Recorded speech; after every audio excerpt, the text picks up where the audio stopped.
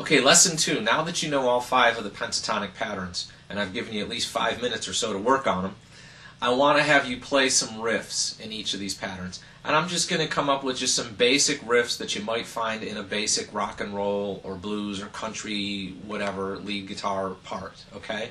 Just to show you a couple of examples in each pattern, which I hope will open your eyes and motivate you to really work hard on those patterns, especially patterns 3, 4, 5, all right?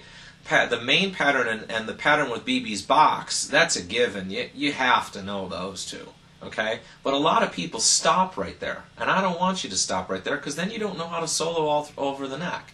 I want you to get patterns 3, 4, and 5, and I'm going to show you some riffs in all 5 patterns right now to help you see how useful each pattern is and to motivate you to really get them, okay? I'll go ahead and start in the main pattern down here. Let's just play something like this. Now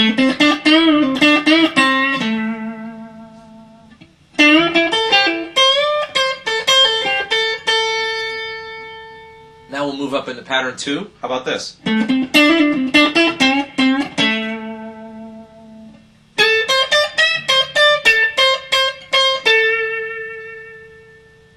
Okay. Pattern 3 has a couple of really cool riffs in it.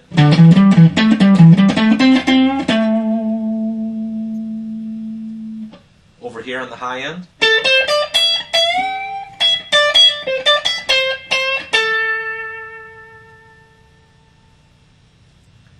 Pattern 4.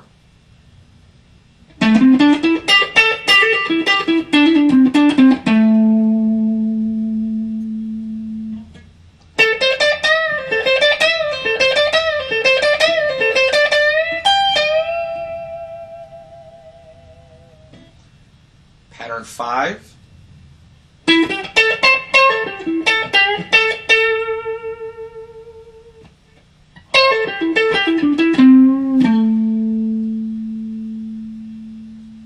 And that brings us right back into position for our main pattern. So you see how each of these patterns has some really cool stuff in it. Each pattern really has some solo riffs that are common, that you've heard in a lot of songs, that are somewhat unique to that specific pentatonic pattern.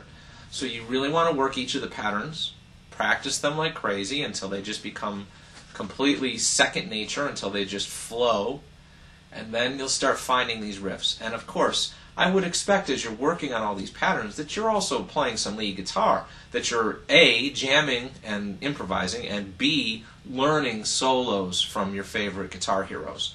So as you dig into these patterns more and more, hopefully you'll see that, aha, here's where he's playing that one riff, and now he's moved up into the next pattern.